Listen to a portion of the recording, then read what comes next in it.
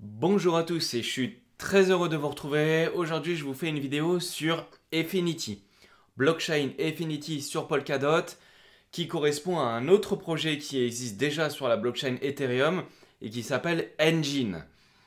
Donc, avant de passer sur mon PC, je vais vous expliquer que pour comprendre Efinity, on est obligé de regarder au moins, allez, 5 minutes maximum ce que c'est Engine, parce que Efinity vise à améliorer le projet Engine. C'est un projet NFT sur la blockchain Ethereum qui a besoin de Polkadot. Vous allez comprendre pourquoi ils ont choisi de basculer de l'un à l'autre dans la vidéo. Donc je vous emmène sur mon PC, vous allez voir, c'est très intéressant et je pense qu'on peut apprendre beaucoup de choses sur cette vidéo.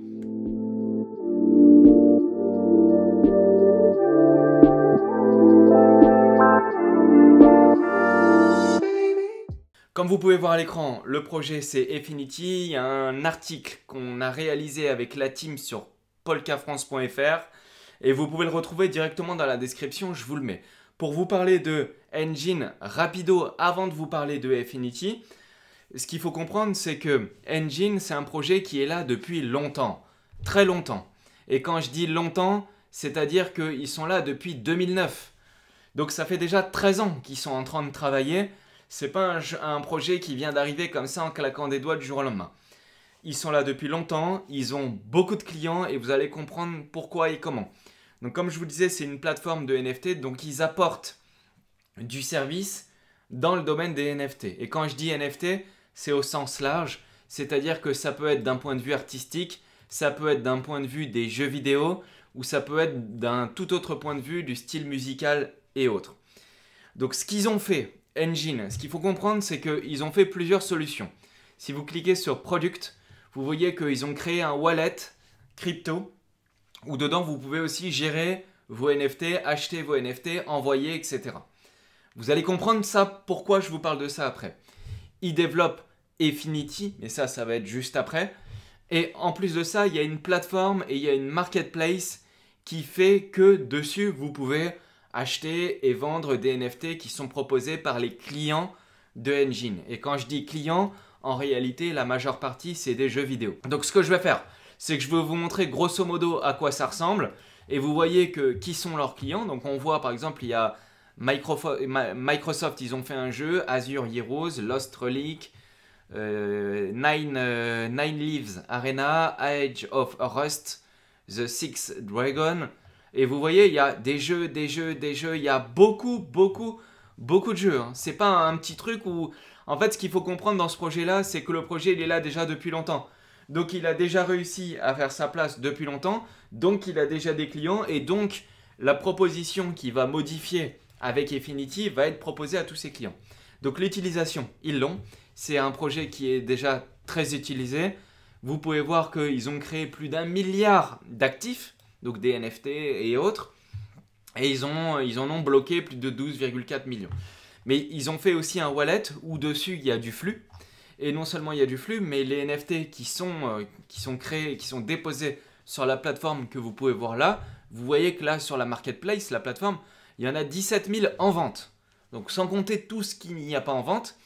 Donc on peut voir que là, en allant sur la marketplace, alors ce que j'ai fait, c'est que j'ai installé sur mon téléphone le wallet Engine et je vais vous montrer à l'écran, là en même temps que je vous parle, le wallet que vous pouvez voir. Donc là vous pouvez le voir maintenant et vous voyez que c'est un wallet où il nous montre les différents tokens, BNB, BTC, DOT, EFI, etc. Et on va pouvoir du coup envoyer des tokens fongibles, donc ERC20 ou d'autres blockchains, et non fongibles. Donc là pour l'instant il est bridé à Ethereum vu que c'est un projet Ethereum. Donc grâce à ce wallet là, si vous avez des fonds dedans et que vous trouvez quelque chose qui vous plaît sur la marketplace, comme je suis en train de le voir, on voit que là il y a des NFT de jeux vidéo. Et principalement c'est des NFT de jeux vidéo. Donc là on voit si par exemple qu'on a envie d'en acheter un au hasard, je vais prendre celui-là, allez on va dire celui-là, le Lost Relic. Donc on voit que dessus il y en a 8 en vente pour un prix de 7,5 ENJ. Donc admettons que je veux acheter ça. Je ne sais pas du tout ce que c'est, mais c'est sur un jeu vidéo, donc j'imagine que je vais acheter ce NFT pour devenir meilleur dans le jeu vidéo ou pouvoir avoir des droits ou faire des choses dans le jeu vidéo, rentrer dans un niveau spécifique ou autre. Donc si je veux acheter celui-là, bah, j'appuie sur acheter, donc sur buy, et on voit qu'il a été listé à plusieurs prix différents, etc. Donc admettons que je veux acheter celui-là qui coûte 12 dollars. Donc je fais proceed et il va me montrer le QR code. Donc là, moi, vous voyez toujours à l'écran le wallet. Donc je vous montre que vous allez dans scanner QR et donc vous scannez le QR code et là, il vous montre dans l'application, il vous montre directement, donc vous le voyez en même temps que moi, le prix de vente, donc 7,5. Donc je vous rappelle que 7,5, le prix du NFT de 12,15 $. Et donc le prix du jeton, il est de 1,60. Donc si le prix de 7,5 ENJ, vous multipliez 7,5 par 1,60, donc le prix il est de 12,5 $. Sauf que vous voyez, logiquement, il y a quelque chose qui va peut-être pas vous échapper. C'est que vous voyez à gauche, donc en bas de la capture d'écran que je vous montre en parallèle, vous voyez les frais de transaction sont de 60 €. Mais là, le prix est en euros. Donc voilà, transition parfaite. Je viens de vous exprimer par un exemple simple que le projet, là je ferme l'écran, que le projet Engine est donc très utilisé, mais il est sur la blockchain Ethereum. Et donc ici il est sur la blockchain Ethereum, il a les contraintes de la blockchain Ethereum. Donc pour cette raison-là, la team de Engine a décidé, et c'est pas moi qui le dis, a décidé de passer sur Polkadot. Et donc vu qu'ils ont beaucoup de jeux vidéo comme je vous les ai montrés avant, et là je vous en ai montré un au hasard, Lost Relic, et on voit que quand on clique dessus, on peut jouer. Et on voit le jeu, comment fonctionne, enfin on voit comment fonctionne là la cinématique, etc. Alors je vais couper parce que ça je vais pouvoir me faire strike par YouTube à cause de ce genre de trucs. Mais en gros, voilà, la plateforme est utilisée, les jetons sont utilisés, les NFT sont utilisés, mais il y a encore le gros problème de la blockchain Ethereum. Alors ils auraient pu passer sur une autre solution type Immutable X sur un layer 2 sur Ethereum ou autre. Là ils ont choisi la solution alternative d'utiliser Polkadot. Pourquoi ? C'est pas moi qui le dis, et cette fois on rentre dans le vif du sujet, vous allez comprendre ce que c'est Efinity. Donc là le projet qu'ils sont en train de faire, c'est qu'ils vont apporter du service à leurs clients qui sont sur Engine grâce à Efinity. Efinity c'est le projet qu'ils sont en train de faire sur Polkadot. Donc ils ont participé à une crowdloan sur Polkadot pour ça, et ils ont gagné. Dans le premier batch, félicitations à eux. C'est énorme, c'est un projet super, donc il faut absolument en parler. Donc pourquoi ils veulent de passer de Ethereum jusqu'à Polkadot? C'est pour plusieurs raisons, et ils ont cité, c'est pas moi qui le dis, c'est la team, a cité les arguments suivants. Ils ont dit qu'il y a des frais trop importants sur Ethereum. Bon bah ça, je viens juste de vous le montrer par un exemple simple. Ils ont dit que les smart contracts Solidity pour les NFT sont inflexibles. Ça veut dire qu'on peut faire très peu de choses avec des tokens Ethereum ERC 720 ou 1155. Donc ça, c'est des contrats Solidity qui n'ont pas été créés pour ça à la base. Donc ils ont essayé de l'améliorer en cours de route, mais il y a encore plein de choses qu'on ne peut pas faire. Et moi, je vais rajouter quelques exemples à ça. Par exemple, la team, ils se sont aperçus que les NFT sur Polkadot, vu que là, la blockchain, elle a été faite pour ça, on peut lui appliquer des droits spécifiques. C'est-à-dire que, par exemple, on peut appliquer un NFT sur un autre NFT. Donc, l'exemple parfait, ce qu'on connaît à peu près tous maintenant sur Polkadot, c'est les Canaria. Vous aviez le Canaria, où dessus, vous pouvez équiper le Canaria. Donc, le Canaria, c'est un canari, c'est un NFT. Et vous pouvez l'équiper d'une épée qui elle-même est en NFT. Donc, ça veut dire que vous pouvez avoir un NFT sur un NFT. Ça n'existe pas sur Ethereum. Vous pouvez aller plus loin encore. Par exemple, vous pouvez appliquer des émotions sur un NFT qui sont conditionnelles et qui peuvent être variables, etc. en fonction de critères que vous pouvez mettre. Par exemple, vous pouvez dire à un NFT la nuit, je veux que mon NFT change de couleur. C'est un truc bidon, hein, mais par exemple, je peux dire très bien je craft une épée, et comme le monstre en face de moi, c'est le big boss du jeu, et ben le big boss du jeu, il apparaît que entre 19h et 20h, et il faut que je vienne avec mon épée qui s'allume en rouge entre 19h et 20h, et ben en fait vous appliquez des choses comme ça sur les NFT. Et ça, c'est des choses qui sont inflexibles. Sur Ethereum, c'est incompatible. On ne peut pas le faire. Donc là, aujourd'hui, il y a un gap technologique en utilisant des technologies qui ont été créées pour ça. Et en plus de ça, donc là, la troisième raison que la team invoque, c'est l'absence d'interopérabilité. Vous achetez un NFT sur Ethereum, vous ne pouvez pas l'utiliser sur Avalanche. Vous achetez un NFT sur Solana, vous ne pouvez pas l'utiliser sur Ethereum. Vous achetez un NFT, enfin n'importe, mais les blockchains sont incompatibles. Donc là, si elles ne sont pas EVM, forcément elles sont incompatibles. C'est-à-dire que Ethereum ou autre. Ou même d'autres blockchains. On ne parle pas forcément que d'Ethereum. Donc là, avec Efinity, ils vont avoir une blockchain Polkadot, donc qui s'appelle Efinity, Layer 1, où dessus vont pouvoir s'implanter plusieurs projets. Donc quand je dis plusieurs projets, c'est qui? Ça va être les clients de Efinity. Tous ces jeux vidéo-là vont pouvoir utiliser les services de la blockchain en étant interopérables. Vous pouvez envoyer votre NFT dans un jeu sur Avalanche, sur un autre jeu sur Ethereum ou sur Polkadot ou sur etc., etc., etc. Donc, ils se sont aperçus de limites et de problèmes de scalabilité sur Ethereum. Qu'est-ce qu'ils font? Ils ont décidé de s'implanter sur Polkadot. Voici la raison pour laquelle Efinity s'est implanté au niveau des NFT sur Polkadot. C'était très important que je vous parle de ça. C'est un gros préambule, mais au moins c'est bien clair pour tout le monde et vous comprenez pourquoi ces solutions-là qui sont sur Ethereum, ces projets-là qui sont sur Ethereum ont des solutions comme des Layer 2 Ethereum, etc. Mais même s'il y a un Layer 2 qui règle la scalabilité, ça règle pas le problème natif des jetons qui n'ont pas été créés pour ça. Alors qu'avec Polkadot, là, vous pouvez avoir des applications supplémentaires comme tels que les exemples que je vous ai cités avant. Alors, pour vous parler un peu de l'équipe d'Efinity, donc comme je vous ai dit, ils sont là depuis 2009. Et lui, le principal, le fondateur, donc ils sont deux fondateurs. Le fondateur, c'est Maxime Blagov et Wojtek Randomski. Et après, derrière, Caleb Applegate, c'est le COO. Et Oscar Franklin, c'est le CFO. Mais donc les principaux, c'est eux, les cofondateurs. Et je vais vous parler un petit peu d'eux. Donc là, il est basé à Singapour. Et on voit que ça fait déjà maintenant 14 ans qu'il travaille dessus. Donc en fait, on peut carrément se dire que là, on ne voit pas son expérience passée. Alors que avec Vitek, pareil, on ne voit pas son expérience passée. Mais on peut se dire que si ça fait 14 ans qu'il travaille dessus, alors il y a 14 ans, forcément, il ne travaillait pas dans la blockchain. Il travaillait dans les jeux, etc. Et puis ils sont venus après sur la blockchain. Mais si ça fait 14 ans qu'ils sont dessus, l'expérience, ils l'ont créée par eux-mêmes dans leur propre société. Donc là, la longévité du projet fait que on n'a pas forcément on a moins besoin de voir le pédigré de ces deux personnes-là comme on pourrait le faire sur d'autres blockchains qui ont été créées il y a 6 mois ou moins de 6 mois.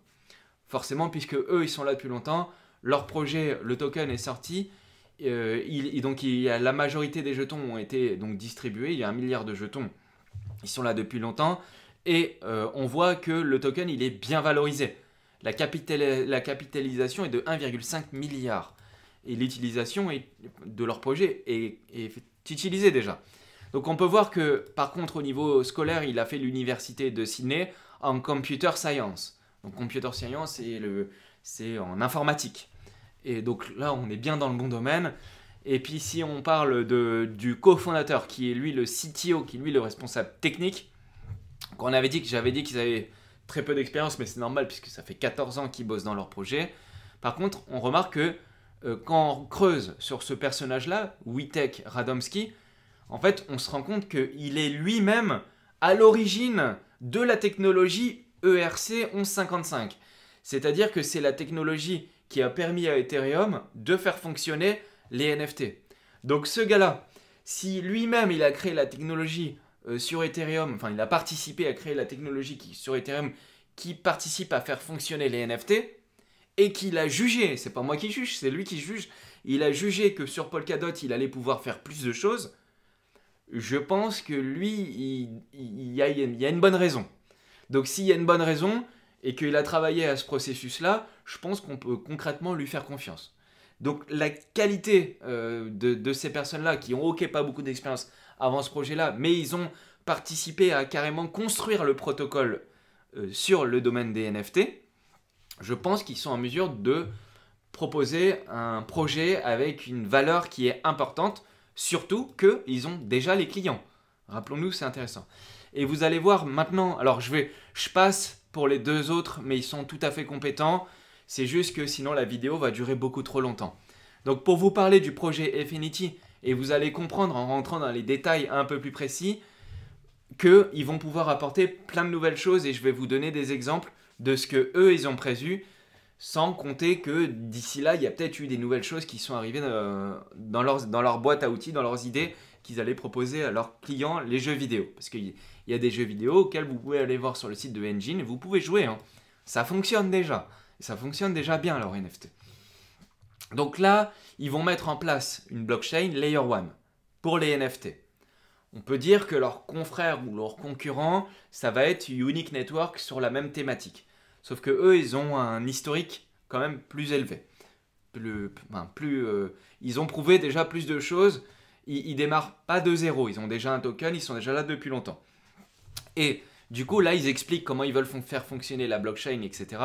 Mais ce qui est intéressant, surtout, c'est quels vont être les cas d'usage du token Efinity.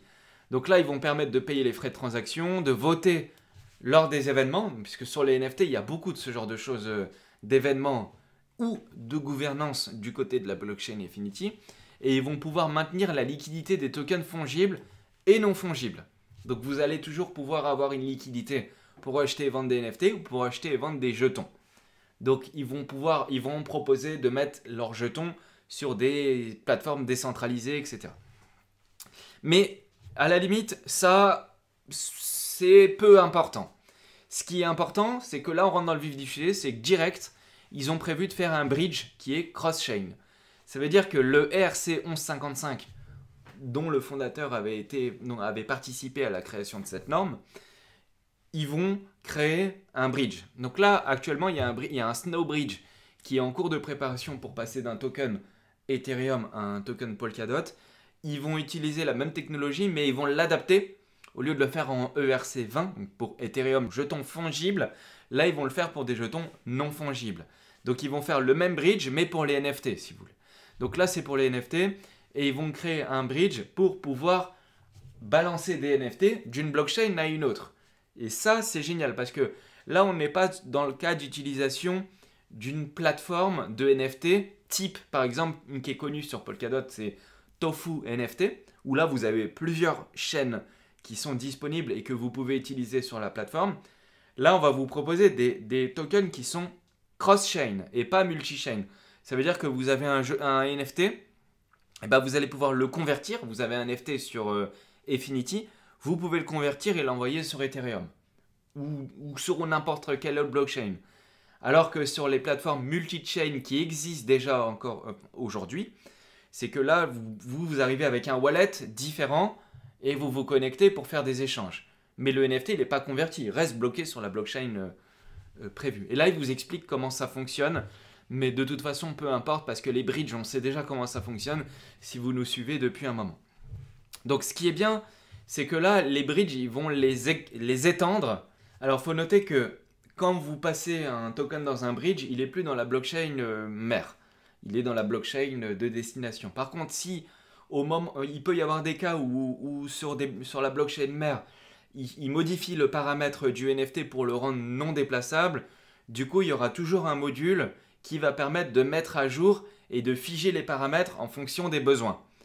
Donc ça, c'est important de le noter que le bridge, il va être quand même un petit peu assez souple, si on peut dire ça comme ça. Ensuite, ce qu'il faut noter, c'est que la marketplace qu'ils ont actuellement, eux, ils ont une marketplace qui est très utilisée. Je vous l'ai montré en début de vidéo. Là, ils vont pouvoir ajouter des nouveaux types de fonctionnement à leur marketplace grâce au fonctionnement des jetons sur Polkadot, donc grâce au EFI. Par exemple, là sur la plateforme, ils peuvent dire, par exemple, moi je suis acheteur, admettons je suis dans un jeu vidéo, donc là je vous montre un peu un exemple un peu similaire. Admettons je suis dans un jeu vidéo, moi j'ai besoin d'une épée. Mais j'ai besoin absolument d'une épée qui est rouge. Donc je dis, je peux très bien mettre un ordre sur la plateforme et dire, moi Nono, je fais une proposition à tous ceux qui ont une épée rouge avec un ID, donc une caractéristique qu'elle soit rouge. Et ben je peux dire, celle-là, je veux l'acheter, je mets un ordre d'achat possible à 400 EFI par exemple, ou je veux en acheter 5. Et ben, toutes les personnes qui ont une épée rouge vont pouvoir me vendre à moi que j'aurais mis mon ordre au prix que j'ai défini. Ça, c'est possible. Donc ça, c'est pour les acheteurs. Mais vous pouvez faire la même chose au niveau des vendeurs. Donc les vendeurs vont très bien pouvoir dire, bah moi j'ai 5 épées rouges, j'en mets en vente les 5 à tel prix. Ça, c'est possible. Mais ça, à la limite, c'est rien de fou. Ça existe déjà sur d'autres plateformes d'échange. Alors par contre, ils vont créer là quelque chose qui est nouveau et que je n'ai jamais vu ailleurs, c'est qu'ils sont en train de créer sur Efinity le concept de compte discret. Donc ils sont en train de créer un espèce de compte sur un wallet qui est discret. Qu'est-ce que ça veut dire? Ça veut dire que c'est un compte où il y a plusieurs personnes qui vont pouvoir y accéder. Exemple, dans un jeu vidéo, il y a beaucoup de guildes, il y a beaucoup de clans, il y a beaucoup de teams, il y a beaucoup de choses. Et si vous dites par exemple, moi je suis dans une équipe, alors bien sûr, on peut appliquer des droits sur ces types de wallets-là. Il peut y avoir des owners, des admins ou simplement des opérateurs qui peuvent réaliser des transactions plus ou moins importantes qui sont définies à l'avance. Mais si vous avez une team par exemple qui est disponible, vous avez deux gars qui jouent la nuit et que vous jouez la journée, mais la journée il y a des objets qui sont différents que vous pouvez récupérer, crafter, ou on met en vente un objet la journée pendant que les deux autres sont pas là, et que moi j'ai accès au compte discret, je peux très bien réaliser une opération, achat, vente ou transfert ou autre, au profit d'un autre wallet par l'intermédiaire de ce compte discret.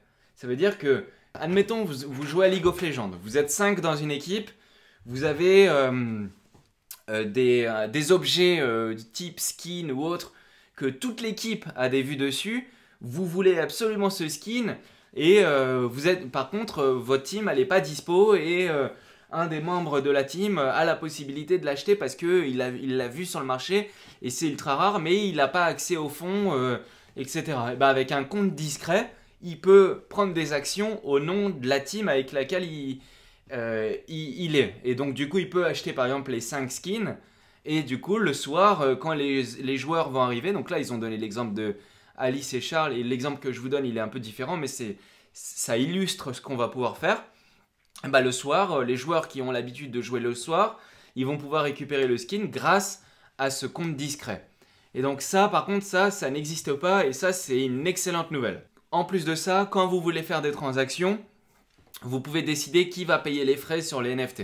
Et ça, c'est bien parce que du coup, ça permet des modèles économiques qui sont différents.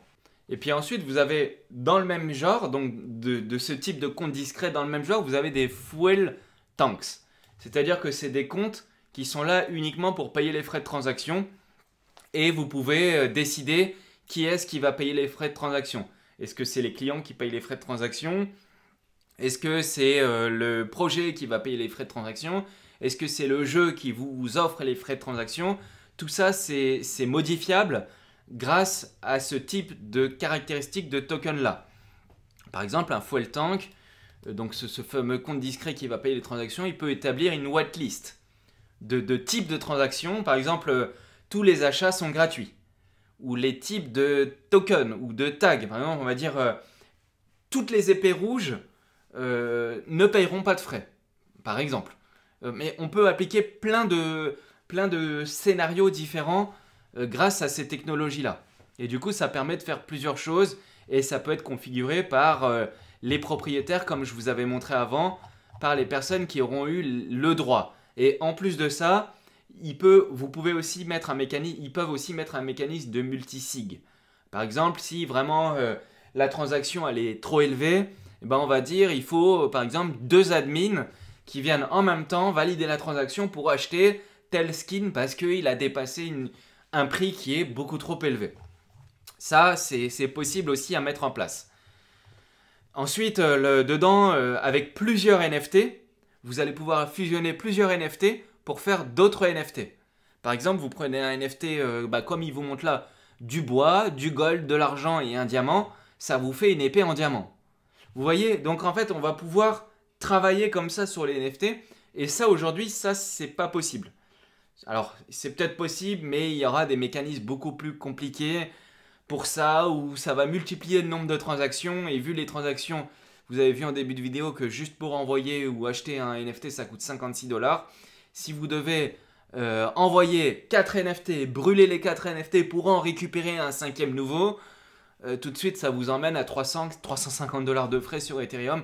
En fait, c'est pas viable. Voilà, c'est ça que je veux vous dire par là. Donc là, on peut faire plusieurs types de choses comme ça. Et sur Efinity, pour les possesseurs de jetons EFI, il y aura un droit de vote, etc. À peu près comme toutes les blockchains. Et ils disent qu'avec 100 000 EFI, vous allez pouvoir mettre une proposition. Bon, alors ça, à la limite, c'est comme toutes les blockchains. Mais transition parfaite, on va parler un peu de comment va se dérouler Efinity. Alors là, ils ont mis la roadmap, il n'y a rien de spécial. La phase 1 de la roadmap, elle a déjà eu lieu. La phase 2, là, ça y est, ils sont en train de développer correctement tous les concepts que je viens de vous expliquer. Donc le concept de compte discret, les frais, les pools du réseau, les stacking, les nodes. Donc ça, c'est les collators qui vont créer les blocs sur la blockchain Efinity. Les transactions multisig, le bridge, le full tanks. Donc vous voyez, il y a du boulot. Et ça va péter! Péter! Tout ce qui vient d'être cité là, je viens de vous montrer ce que c'est. Vous allez fuir. Et puis après, dessus, il y aura la marketplace qui sera sur la chaîne, etc. Et là, du coup, ils vont remettre la marketplace, mais sur Efinity. Donc là, Efinity, il faut noter que, contrairement à Engine, qui lui a 1 milliard de jetons, là, sur Efinity, le token EFI, il y aura 2 milliards de jetons en circulation. Et on voit comment il a été distribué. Donc on va commencer par le plus foncé en bleu. L'écosystème, on voit que ils vont donner plus de 30%. Ouais, ça représente 30% pour l'écosystème, donc pour fluidifier, faire fonctionner, encourager, etc. Ils vont faire pour les stacking et les pools, donc pour mettre de la liquidité. Je pense que là, il y a au moins 15%. On va dire 20%. 25%, ouais, entre 15 et 20% pour les staking pools. La compagnie vont avoir quand même pas mal de jetons. Donc, vu qu'ils sont là depuis longtemps et que j'imagine qu'ils comptent rester là encore longtemps, forcément, ils vont besoin de financer tout ça. Surtout s'ils veulent ramener des jeux de plus en plus gros, etc.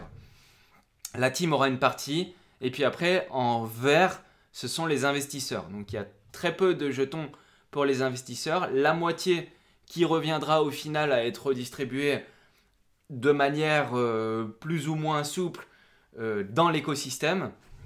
Mais on voit que du coup, les investisseurs, là, en foncé, c'est les seeds.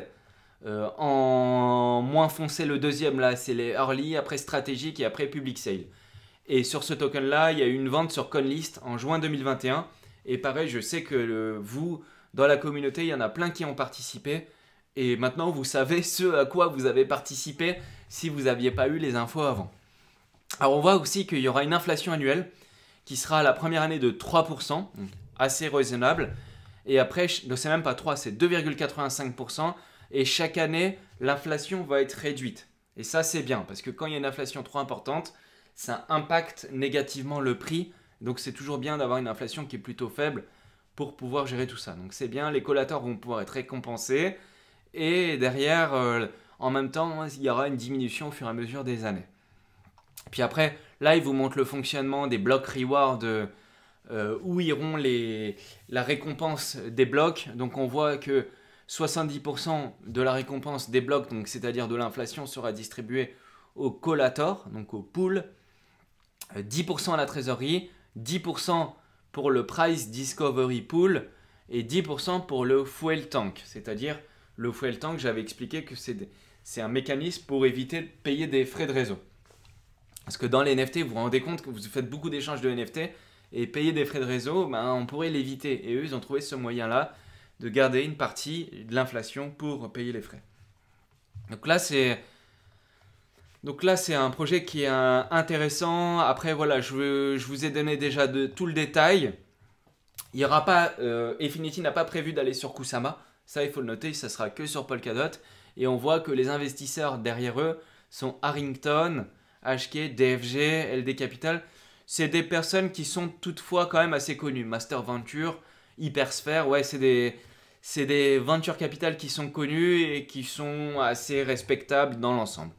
Donc rien à dire par rapport à ça. Et il faut noter aussi que Engine a des partenariats stratégiques et intéressants avec PC Gamer et avec NRG. C'est une team de e-sport. Donc on peut, s'ils sont avec une team de e-sport, on peut imaginer à terme, et on espère, hein, que des gros jeux puissent pouvoir venir être implantés là-dessus. Et PC Gamer, pareil, c'est un grand média dans les jeux, etc. Enfin, c'est très intéressant, ils vont pouvoir en parler un petit peu plus. Et puis sans compter tous les jeux qui sont déjà sur Engine, et c'est quand même ça qui est le plus important. J'espère que ça vous a plu. Si ça vous a plu, vous pouvez mettre un petit pouce. Engine, Affinity, ça c'est fait. Moi je suis bien curieux de voir comment ils vont présenter ça. En tout cas c'est très intéressant parce que l'utilisation, eux ils l'ont déjà. Ils n'ont pas besoin d'aller trouver des nouveaux clients et des nouveaux jeux puisque les jeux ils les ont déjà. Maintenant à voir comment ils vont leur amener la solution grâce aux applications qui vont pouvoir être mises et d'aller plus loin dans les NFT grâce au substrate de Polkadot. Maintenant, à eux de jouer, on leur souhaite que ça fonctionne bien. J'espère que ça vous a plu. On est dispo sur Twitch, Twitter, Telegram, Discord, Reddit, un peu partout. Et si vous avez des questions ou des commentaires, vous pouvez les mettre en commentaire et ça nous fera plaisir. Allez, on vous dit à bientôt. Salut à tous, c'était un plaisir. Ciao, à plus.